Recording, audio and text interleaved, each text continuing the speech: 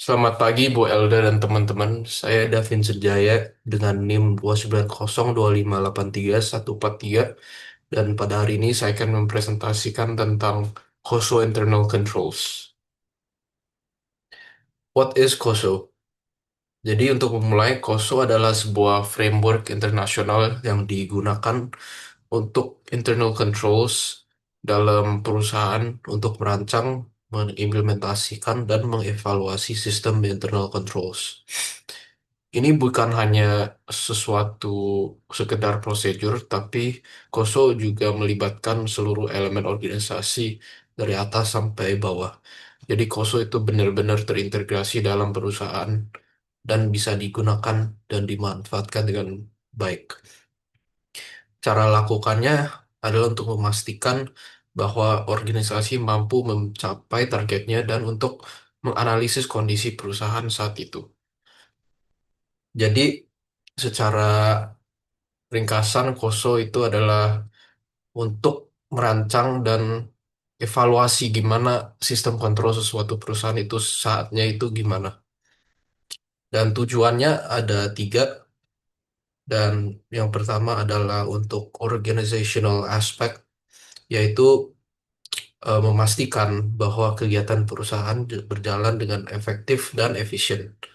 Kedua adalah aspek laporan yang berfokus kepada misalnya kendalaan dan akurasi laporan keuangan atau misalnya informasi lain agar dapat kayak digunakan untuk mengambil keputusan. Dan yang lain adalah kepatuhan hukum untuk memastikan bahwa perusahaan mengikuti hukum dan regulasi. Ini lebih ke kebijakan yang berlaku eh, sehingga terhindar dari sanksi maupun kalau misalnya kalau tidak mematuhi hukum bisa ada kerugian dan reputasi yang buruk bagi perusahaannya. Selanjutnya ada importance of COSO. Nomor satu adalah fraud prevention. Ini karena ada sistem internal controls, COSO bisa membantu perusahaan untuk mencegah kecurangan dan contohnya adalah audit dan monitoring. Nah, dengan audit dan monitoring bisa diidentifikasi kalau ada risiko fraud ataupun eh, risiko-risiko lain yang mungkin menimbulkan ancaman bagi perusahaan dan itu bisa dideteksi lebih awal. Nomor dua adalah reduce risk. COSO bisa membantu perusahaan mengidentifikasi risiko dan bagaimana cara mengelola risiko tersebut, seperti misalnya risiko keuangan atau kesalahan operasional. Dalam konteks ini juga bisa terlibat ke ketidakpatuhan terhadap hukum atau kesalahan operasional. Dan dengan adanya KOSO, perusahaan bisa mengantisipasi masalah tersebut dan meminimalkan kerugian. Ketiga adalah improve decision making. KOSO dapat membantu memastikan bahwa informasinya akurat, relevan, dan sesuai dengan kebutuhan perusahaan.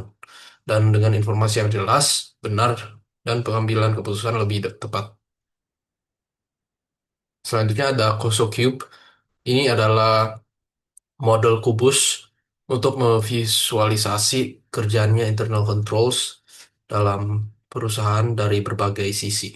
Di sini ada tiga sisi kubus, dan sisi yang paling utama adalah yang di depan, yaitu mengandung 5 komponen utama dari frameworknya KOSO dan digunakan untuk mencapai tujuan.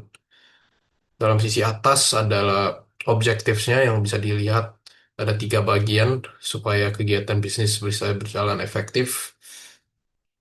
Dan yang sisi terakhir yang di kanan adalah organizational structure atau tingkat level organisasi yang menunjukkan eh, mana kontrolnya harus diterap gitu. Untuk COSO komponennya ada 5. Yang pertama adalah control environment. Control environment adalah fondasi sebagai foundation dari seluruh internal controlnya. dan mencerminkan nilai etika serta integritas perusahaan. Control environment harus kuat untuk membangun sebagai base layer agar komponen yang lain bisa jalan secara efektif. Jadi komponen ini adalah komponen utama dan yang paling penting supaya sebagai foundation supaya komponen yang lain bisa berjalan sebagai efektif. Dan komponen control environment ini dipengaruhi oleh cara pemimpin manajemen. Yang kedua adalah risk assessment, dan ini adalah cara perusahaan menganalisis dan identifikasi risiko yang mungkin menjadi. Dan risk management juga menilai seberapa besar dampaknya dan kemungkinannya terjadi risiko tersebut. Ini adalah dasar untuk menentukan tindakan kontrol. Jadi, ini lebih fokus ke identifikasi dan analisis dari beberapa risiko yang mungkin terjadi. Selanjutnya ada control activities, yaitu tindakan yang dilakukan oleh perusahaan di atas di arahan manajemen untuk mengurangi risiko dan capai tujuan organisasi. Contohnya dari control activities adalah pemisahan tugas antara karyawan yang beda supaya orang berbeda mempunyai tugas peran masing-masing dan tidak menimpa satu sama lain. Selanjutnya adalah information and communication. Jadi ini fokus kepada memastikan bahwa informasi yang relevan dapat dikumpulkan dan diproses dan disampaikan kepada pihak yang dibutuhkan. Dan komponen ini mendukung pengambilan keputusan serta membantu karyawan memahami tanggung jawab. Jadi tanpa ada komponen ini, informasi di bisa jadi gak jelas dan internal itu kontrolnya bisa tidak sesuai dengan tujuan bisnis. Yang terakhir adalah monitoring activities. Ini lebih ke proses yang berjalan secara berkelanjutan. Jadi it's never ending.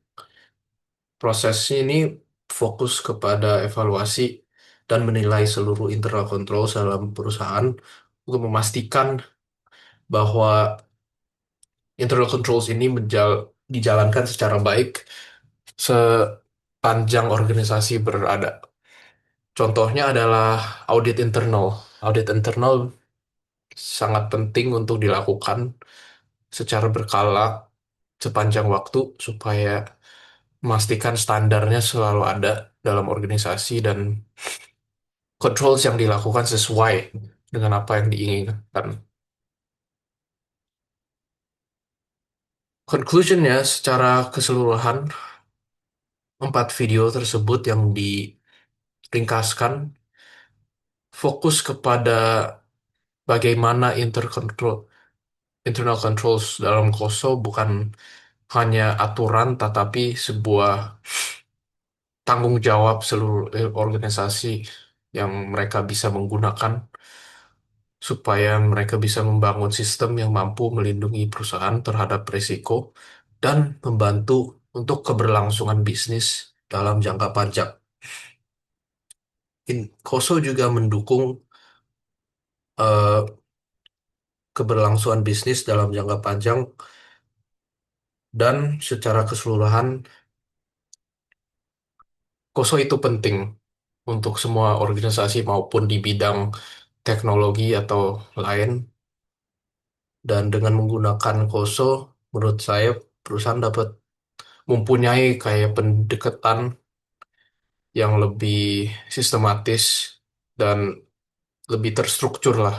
Karena mereka bisa dapat cara mengelola resiko, terus meningkat efisiensi perusahaan, dan juga misal memanage informasi yang sesuai dengan kebutuhan organisasi supaya mereka bisa menjalankan proses bisnisnya dengan baik dan benar. Demikian untuk presentasi saya hari ini. Terima kasih.